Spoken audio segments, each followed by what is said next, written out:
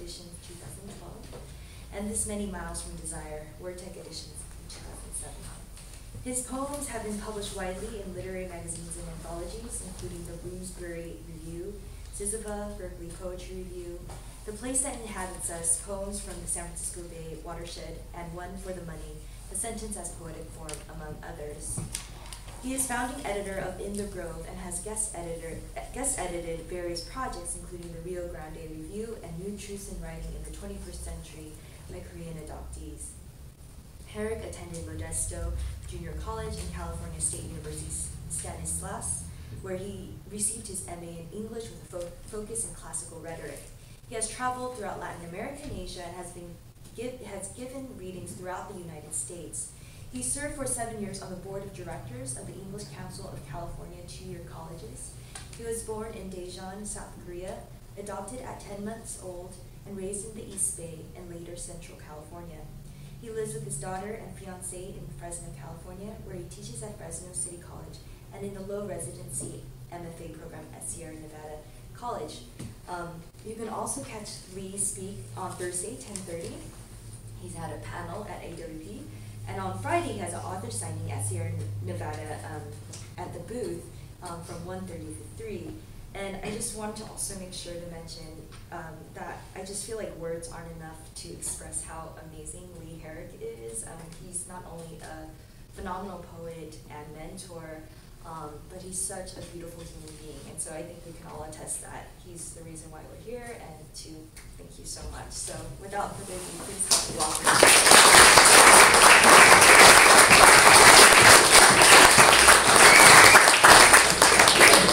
Fun night. Thank you, Margaret.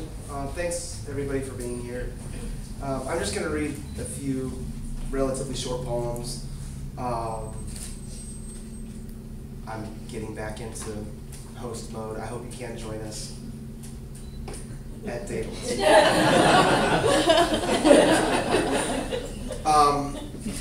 Guarding Secrets of the Dead is the book, and there are a lot of people that helped and inspired this book. 2 of them are here. They wrote wonderfully generous blurbs. So thank you to Brian and Tim for your support. The first poem is called The Heart. In a nutshell, it was sort of triggered with this thinking that once one relationship or the heart shifts into another form and into a new form of love, and it's also sort of become my own small little anthem and belief that we should all be able to love who we want to love. It's called The Heart. Let us remember the heart. You can stir it up or stone it up, carve out a moat to blockade it with murky water and little alligators to protect it, or invent stories with limping villains who scratch their names into its chambers and assign natives the blame. You can pray to reshape it or reimagine it as an open hand. What if it could atrophy or implode? What about xenograft? The butterfly's long chambered heart forms after the chrysalis splits. The little beauty lives for only 2 weeks, so its heart would not do. Or maybe you would take flight. What about the heart's ambition? The drunk pianist's secret love arranged near the tall vase? Imagine Christian Bernard's hands. He performed the first heart transplant in 1967. Imagine the size of Kelly Perkins' new heart when she scaled Mount Kilimanjaro with hers. Take your heart and its aspirations, what it wants to scale or embrace. Let us remember the heart beats 35 million times per year, the size of a child's fist, a child's question, once around the sun.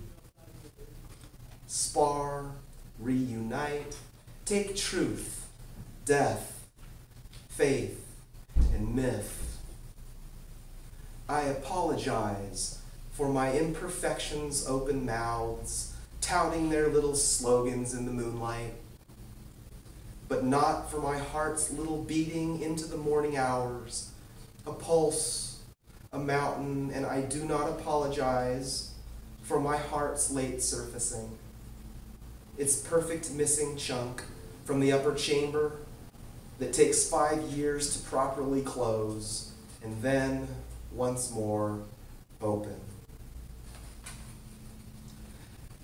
At a conference and in a great city like Boston, I always like to ask, and I think a lot of people ask about where you're from and what's your town like. And I thought I'd read a poem about my state. It's called My California. Here, an olive votive keeps the sunset lit. And the Korean 20-somethings talk about hyphens, graduate school, and good pot. A group of 4 at a window table in Carpinteria discuss the quality of wines in Napa Valley versus Lodi. In My California, the streets remember the Chicano poet whose songs still bank off Fresno's beer-soaked gutters and almond trees in partial blossom. In My California, we fish out long noodles from the pho with such accuracy, you'd know we've done this before. In Fresno, the bullets tire themselves and begin to pray 5 times a day. In Fresno, we hope for less of the police state and more of a state of grace.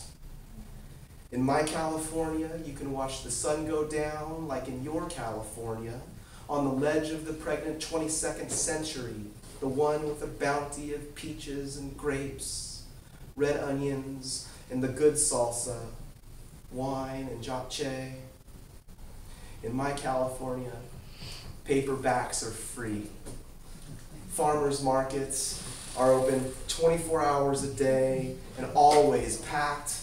The trees and water have no nails in them. The priests eat well. The homeless eat well. In My California, everywhere is Chinatown. Everywhere is K-Town. Everywhere is Armenia Town. Everywhere, a little Italy.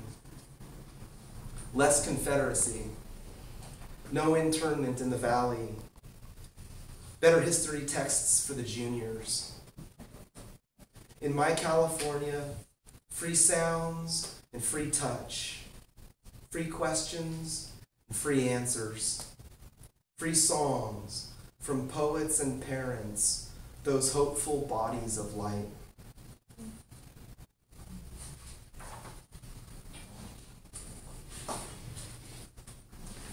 I'm feeling good right there. It was just a short poem.